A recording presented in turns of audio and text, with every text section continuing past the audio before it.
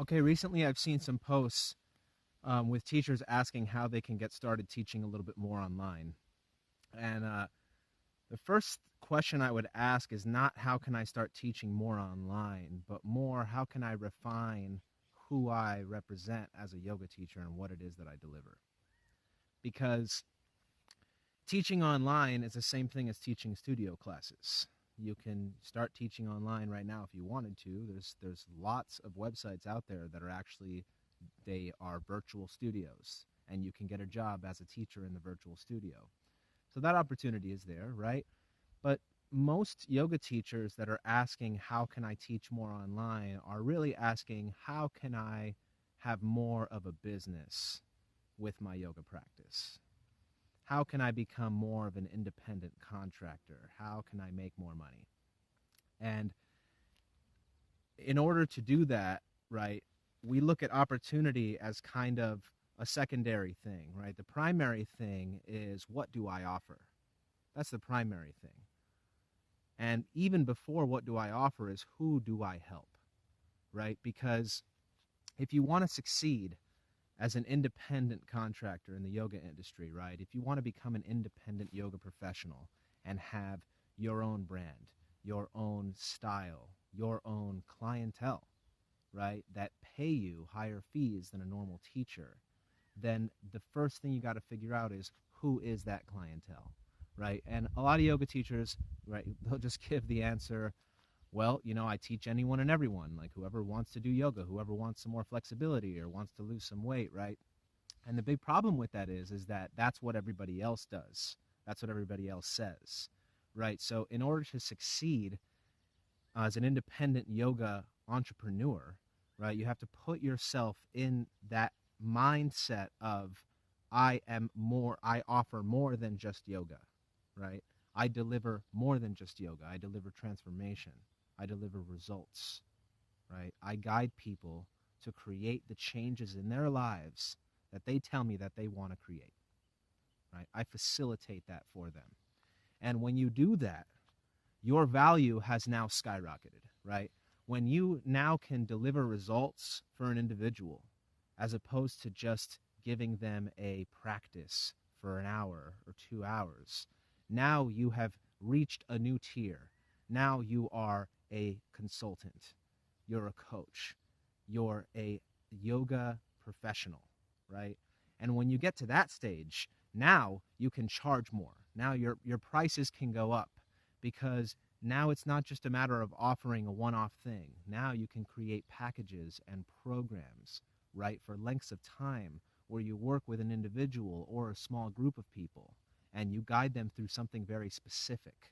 And when you do that, then now the value of it goes up, right? Because when it comes to pricing classes, okay, there's only so many different varieties of classes that you can have, right? And they're all essentially priced the same, okay?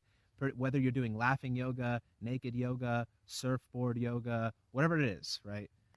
Paddleboard is I think the right term, right? It doesn't matter what type of yoga it is, right? The class is essentially like $10 to $30. That's the price range for a class. And a lot of the time they're donation based. So a lot of the time you have a ton of people that don't pay. Yoga, having a studio is actually really stressful. I personally don't understand why a lot of people have studios, especially because 50% of them, right, earn less than 50 grand a year. Now, I don't know about you, but $50,000 is not that much money, okay, especially for having an established brick and mortar business. I mean, if you're going to have a business like that, I don't know, 50 grand a year, that's rough.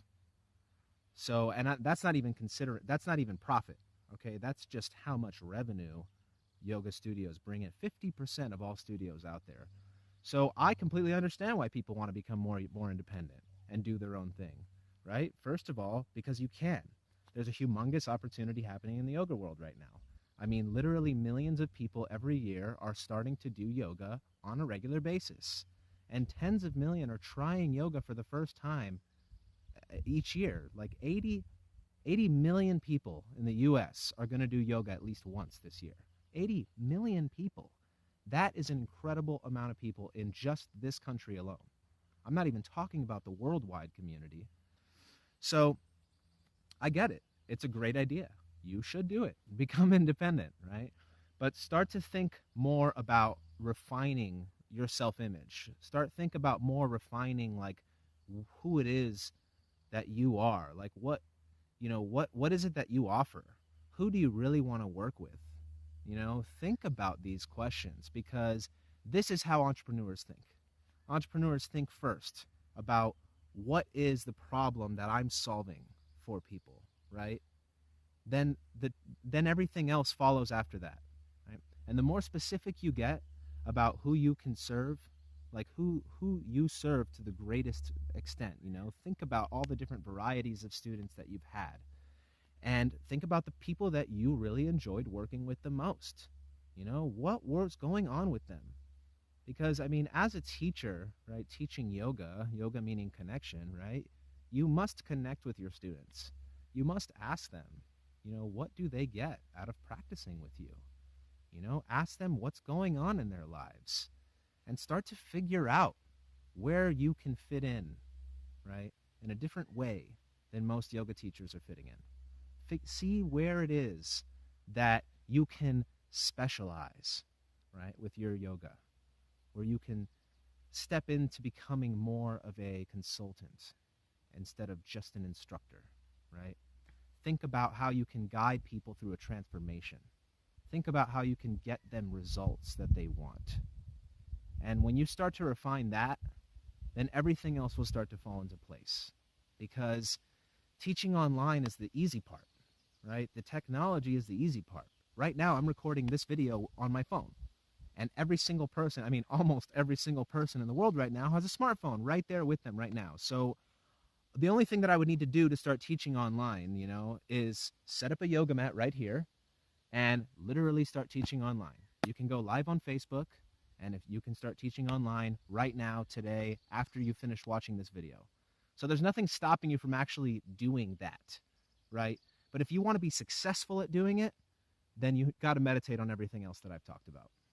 That's where it starts. Putting yourself in the mindset of an entrepreneur. Thinking about how you deliver value and services. You're a service provider, right? If you're just a yoga teacher, then you're going to make the same salary as a school teacher, which actually is the typical salary of a yoga teacher. It's about 25 to 35 grand. That is the average salary of a yoga teacher. 74% make 35 grand or less a year.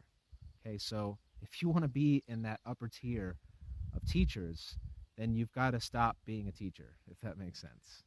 You have to become an entrepreneur. You have to become a professional and start thinking about delivering yoga as a business, as a consulting gig, and less about delivering a class. So I hope that helps. Please leave a comment below if you liked what I'm saying or have anything to add to it. I'm open to whatever feedback, and I hope I continue to serve. Thank you so much. I really appreciate it, Jai.